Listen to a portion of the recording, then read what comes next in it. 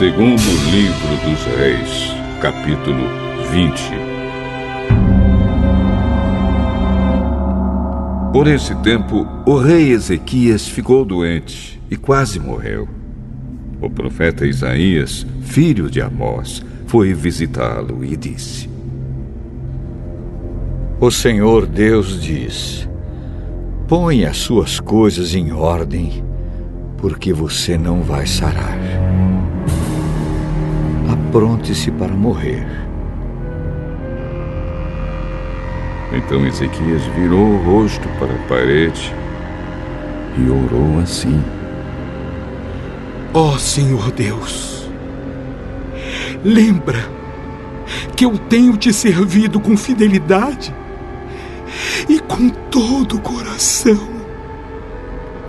e sempre fiz aquilo que querias que eu fizesse.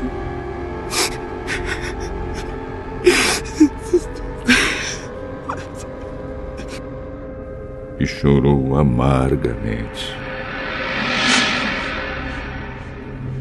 Isaías saiu do quarto em que o rei estava, mas antes que tivesse passado pelo pátio central do palácio, o Senhor Deus lhe disse: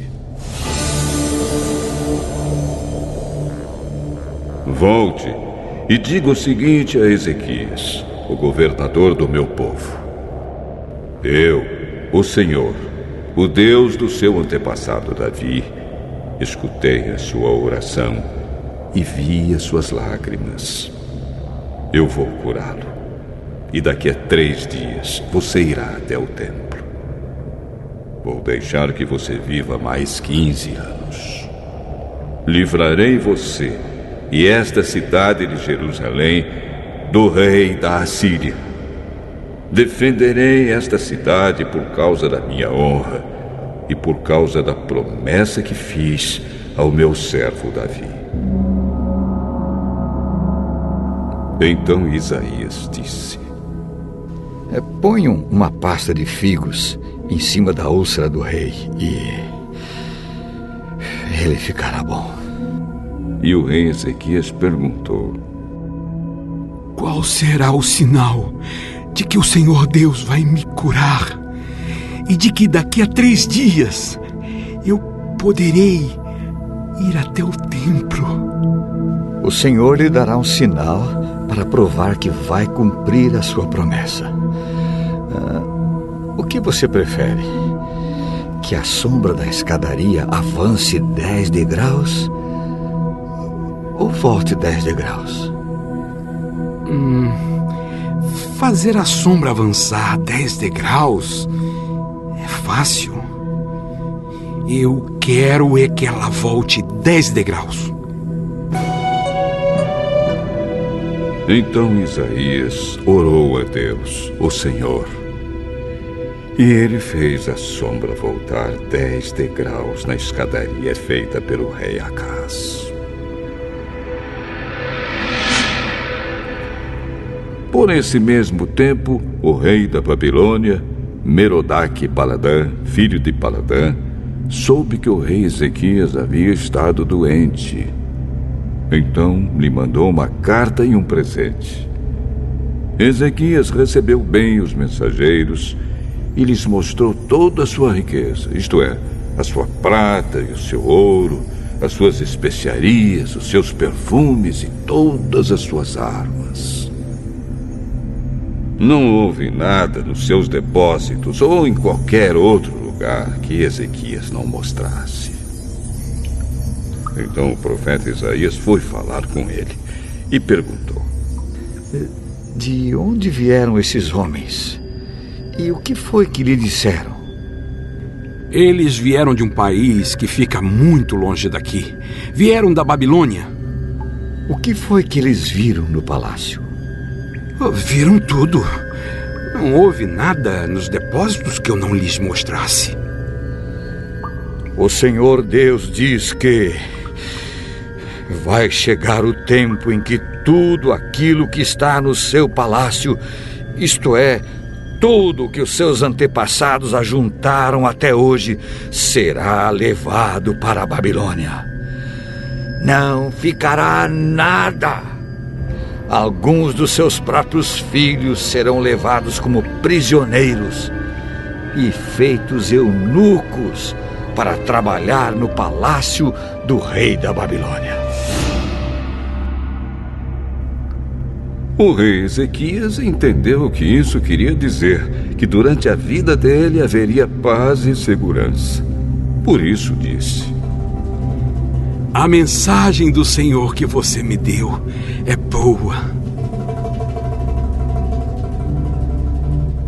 Todas as outras coisas que o rei Ezequias fez, os seus atos de coragem, e como ele construiu um reservatório e cavou um túnel para levar água para dentro da cidade, tudo isso está escrito na história dos reis de Judá.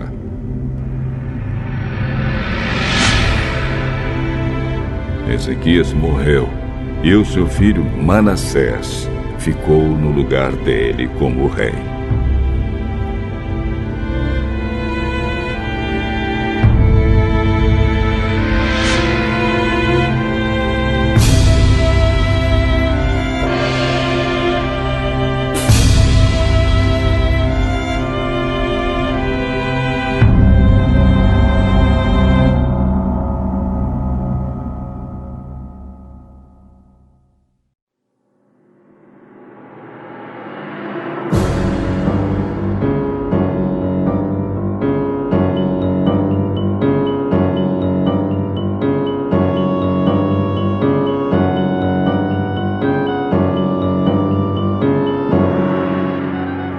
O segundo livro dos Reis, capítulo 21.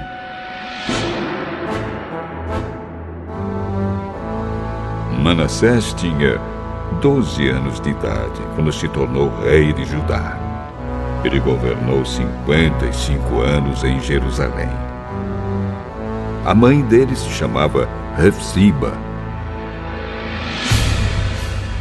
Manassés pecou contra Deus, o Senhor, seguindo os costumes nojentos das nações que o Senhor havia expulsado da terra conforme o povo de Israel avançava. Ele construiu de novo os lugares pagãos de adoração que Ezequias, o seu pai, havia destruído. Construiu altares para a adoração do deus Baal e fez um poste ídolo, como Acabe, rei de Israel, havia feito. Manassés também adorou as estrelas e construiu altares pagãos no templo onde, conforme o Senhor Deus tinha dito, ele devia ser adorado. Nos 2 pátios do templo, Manassés construiu altares para a adoração das estrelas.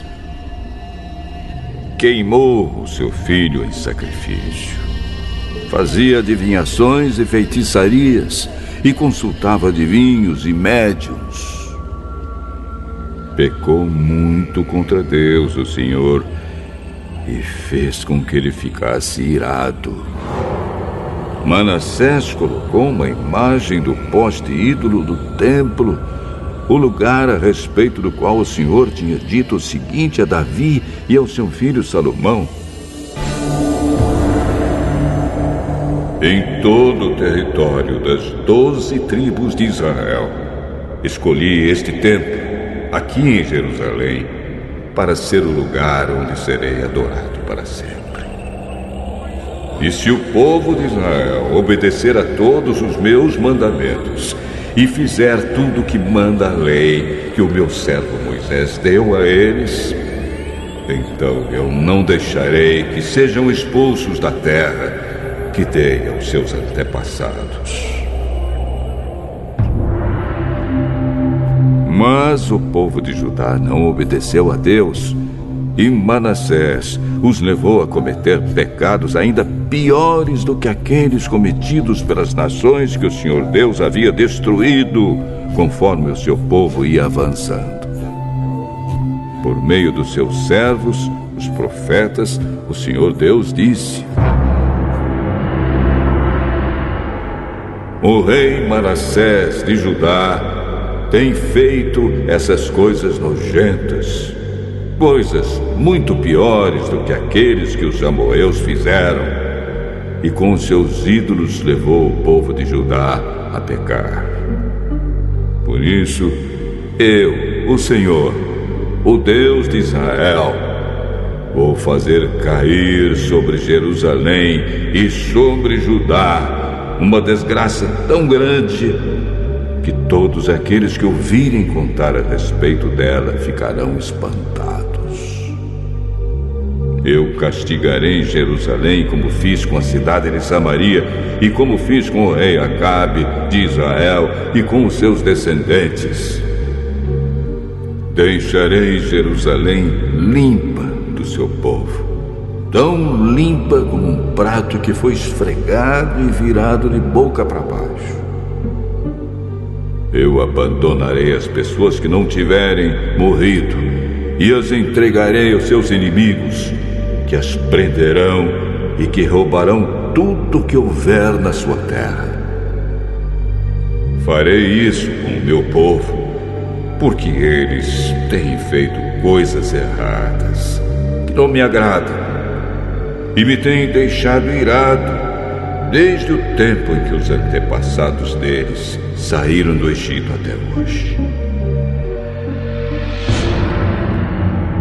Manassés matou tantas pessoas inocentes que as ruas de Jerusalém ficaram alagadas de sangue. Além disso, ele cometeu o pecado de levar o povo de Judá a adorar ídolos, fazendo o que é errado, o que não agrada a Deus, o Senhor. Todas as outras coisas que Manassés fez, e também os pecados que ele cometeu, tudo isso está escrito na história dos reis de Judá. Manassés morreu e foi sepultado no jardim do palácio, o jardim de Uzá, e o seu filho Amon ficou no lugar dele como rei.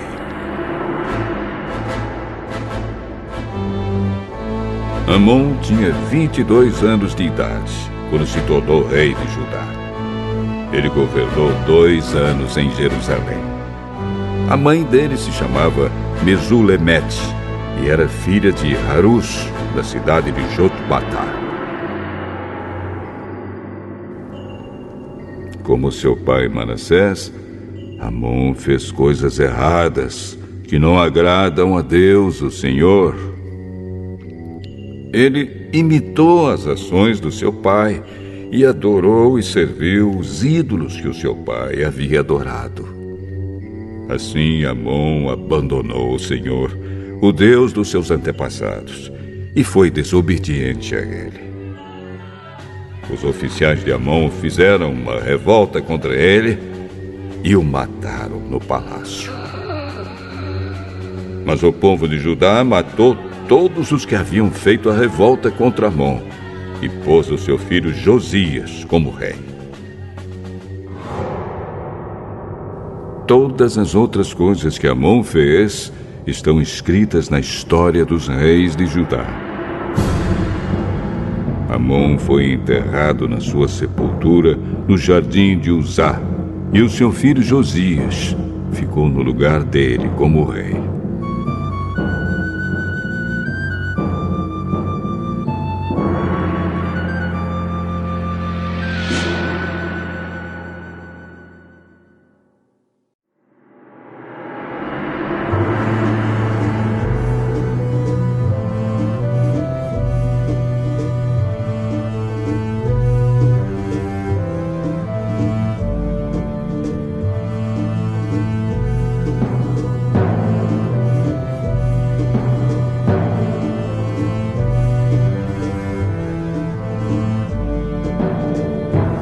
Segunda Carta de João.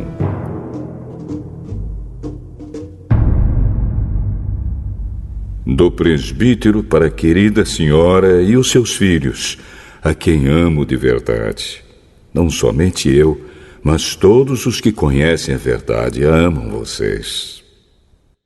Nós os amamos por causa da verdade que continua em nós e estará conosco para sempre. Que a graça, a misericórdia e a paz de Deus, o nosso Pai, e de Jesus Cristo, seu Filho, estejam conosco em verdade e amor. Eu fiquei muito feliz quando soube que alguns dos seus filhos vivem de acordo com a verdade, como o Pai nos mandou viver. E agora, querida senhora, eu lhe peço que nos amemos uns aos outros. Não lhe dou um mandamento novo, mas o mesmo que temos tido desde o começo. Esse amor quer dizer isto: viver uma vida de obediência aos mandamentos de Deus. Como vocês ouviram desde o começo, o mandamento é este: continuem a amar uns aos outros. Muitos enganadores têm se espalhado pelo mundo, afirmando que Jesus Cristo não veio como um ser humano. Quem faz isso é o enganador e o inimigo de Cristo. Tomem cuidado com vocês mesmos, para que não percam o trabalho que já fizemos, mas recebam a recompensa completa. Quem não fica com o ensinamento de Cristo, mas vai além dele, não tem Deus. Porém, quem fica com o ensinamento de Cristo, esse tem tanto o Pai como o Filho. Se alguém for até vocês e não levar o ensinamento de Cristo, não recebam essa pessoa na casa de vocês, nem lhe digam que a paz esteja com você. Pois quem deseja paz a essa pessoa é seu companheiro no mal que ela faz. Ainda tenho muitas coisas a dizer a vocês, mas não quis fazer isso por carta, pois espero visitá-los e falar com vocês pessoalmente, para que assim a nossa alegria seja completa. Os filhos da sua querida irmã mandam saudações.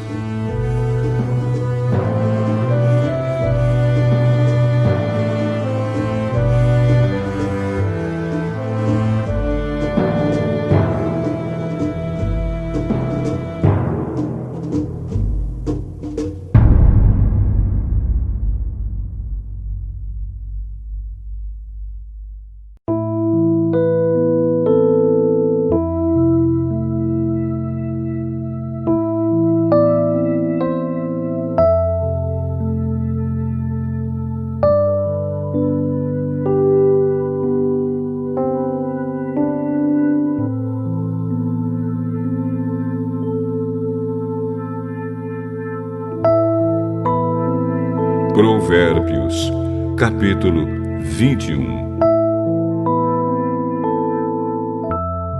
Para o Senhor Deus controlar a mente de um rei é tão fácil como dirigir a correnteza de um rio. Se você pensa que tudo que faz é certo, lembre que o Senhor julga as suas intenções. Faça o que é direito e justo, pois isso agrada mais a Deus do que lhe oferecer sacrifícios. Os maus são dominados pelo orgulho e pela vaidade, e isso é pecado.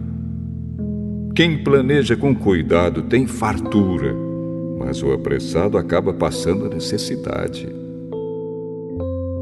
A riqueza que é ganha desonestamente acaba logo, e é uma armadilha mortal.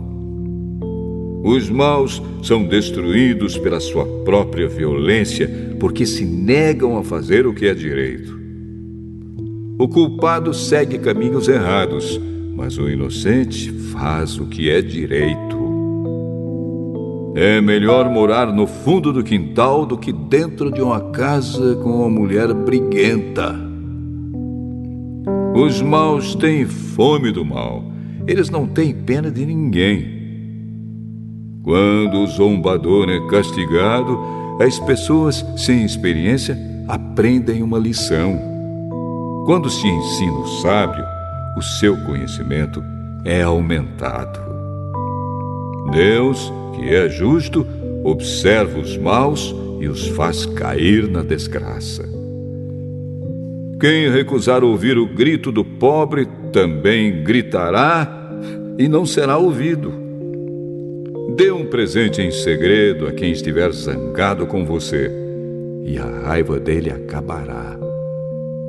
Quando se faz justiça, os bons ficam felizes, porém os maus ficam apavorados.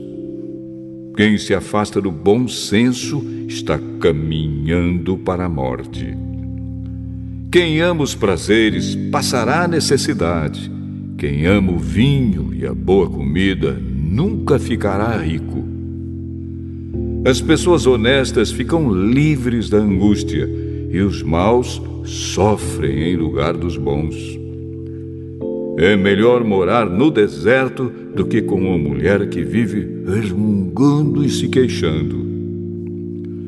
O homem sensato tem o suficiente para viver na riqueza e na fartura, mas o insensato não, porque gasta tudo o que ganha.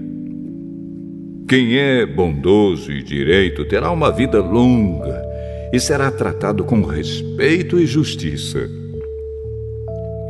Uma pessoa inteligente pode conquistar uma cidade defendida por homens fortes e destruir as muralhas em que eles confiavam. Se você não quer se meter em dificuldades, tome cuidado com o que diz. Chamamos de zombador o homem vaidoso que trata os outros com orgulho e desprezo. O preguiçoso morre desejando muitas coisas porque se nega a trabalhar. Ele passa o dia inteiro pensando no que gostaria de ter, mas a pessoa de caráter tem o que dar e dá com prazer. Deus detesta os sacrifícios que os maus lhe oferecem, especialmente quando oferecem com más intenções. A testemunha falsa será condenada à morte, mas a palavra da pessoa que costuma ouvir bem as coisas será aceita. O homem direito tem confiança em si mesmo, porém o mal só finge que tem. A sabedoria, a inteligência e o entendimento das pessoas não são nada na presença do Senhor. Os homens aprontam os cavalos para a batalha, mas quem dá a vitória é Deus, o Senhor.